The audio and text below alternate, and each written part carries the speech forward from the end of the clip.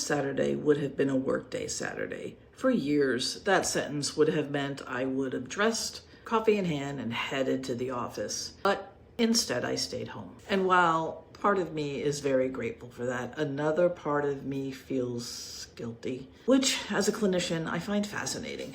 August is National Wellness Month, and I spent a lot of time talking about wellness as resource management, capacity, load, recovery, the systems we build around ourselves that either protect our resources or continually consume them. Apparently, I also occasionally have to apply those concepts to myself, because the easy explanation for why I have trouble resting is that I've always had a strong work ethic, and that's true.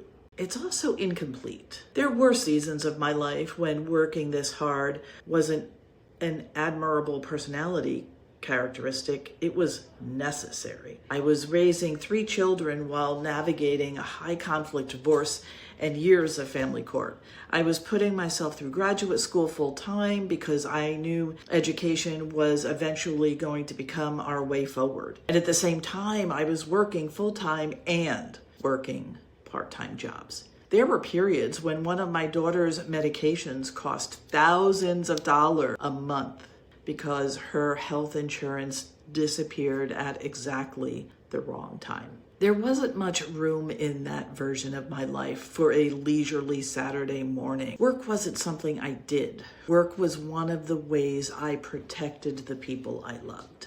And that's where this gets interesting. From a neuroscience perspective, your brain is an extraordinarily efficient prediction machine. It is constantly using previous experience to help determine what matters, what deserves your attention, what might be dangerous, and what behavior has worked before. And when a behavior repeatedly produces an important outcome, your brain gets very good at making that behavior easier to access. That's useful. It's how we develop habits and automaticity. It's one of the reasons you don't have to consciously think through every step involved in driving your car or making your morning coffee. But the brain can automate patterns that were developed under stress too. If staying busy repeatedly helped you solve problems, create financial security, and avoid consequences and crisis, take care of other people, or regain some sense of control during periods of uncertainty, your nervous system learns something important. Motion works. Productivity works. Being prepared works. Doing one thing works. And your brain does not necessarily receive a notification when the circumstances change that says, mission accomplished, you can stop now. There isn't an automatic software update that says, congratulations, the conditions under which we developed this operating system no longer exist. Would you like to uninstall Hypervigilant Productivity 7.0? Apparently, mine is still running in the background. And this is where I think we sometimes misunderstand what is happening when highly achieving, capable people struggle to rest. We call it ambition. Sure, sometimes it is. We call it ethic. Sometimes it is. We call it hustle, dedication, drive, being type A. And sometimes those descriptions are completely accurate. But sometimes we're looking at a nervous system that learned through repetition that doing was safer than not doing. Not necessarily because sitting on the couch was literally dangerous, because the consequences of not doing enough once mattered. Bills didn't get paid unless you worked. Problems didn't get solved unless you solved them. People weren't taken care of unless you took care of them.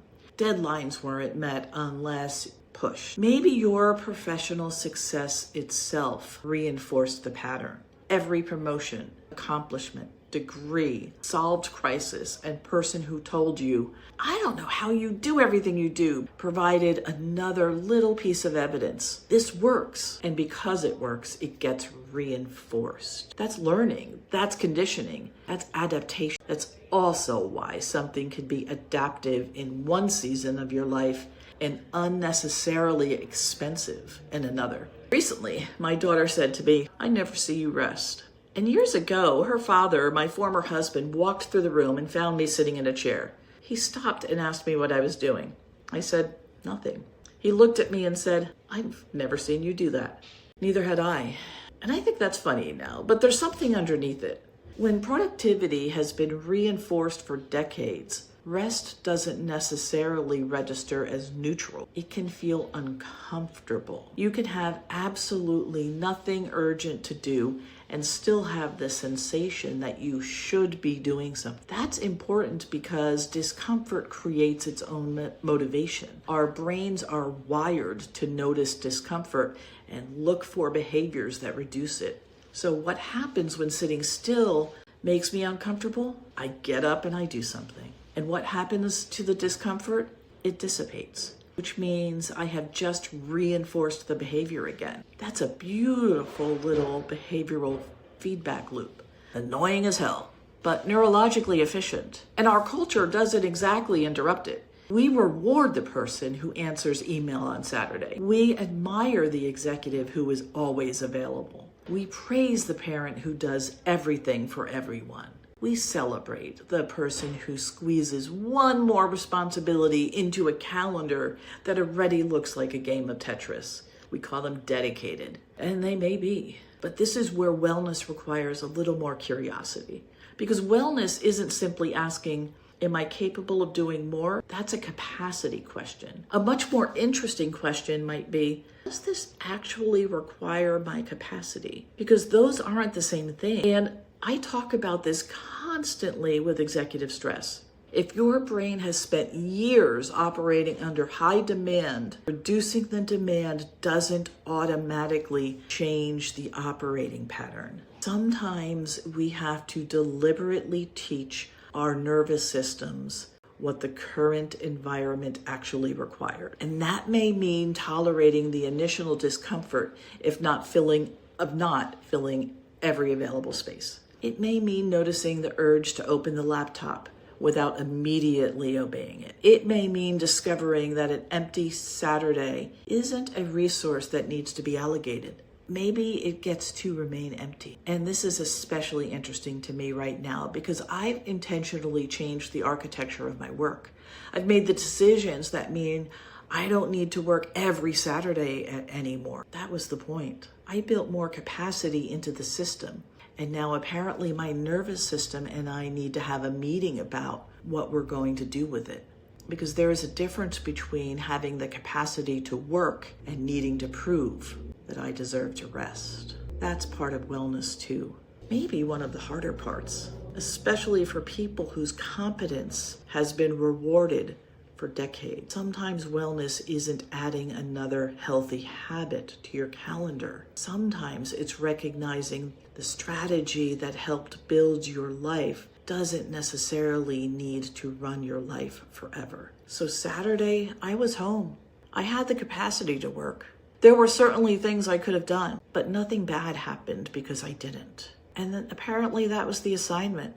Not productivity, updating the operating system. If this sounds familiar, don't immediately turn it into another self-improvement project. Start just by noticing where your current life has changed, but your operating system hasn't caught up yet.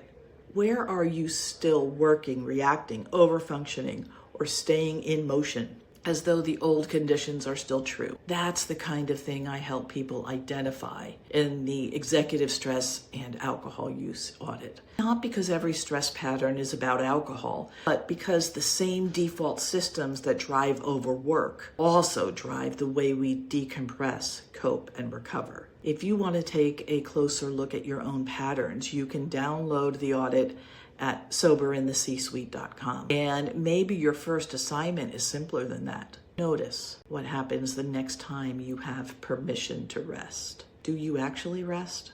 Or does your brain automatically start looking for something to do?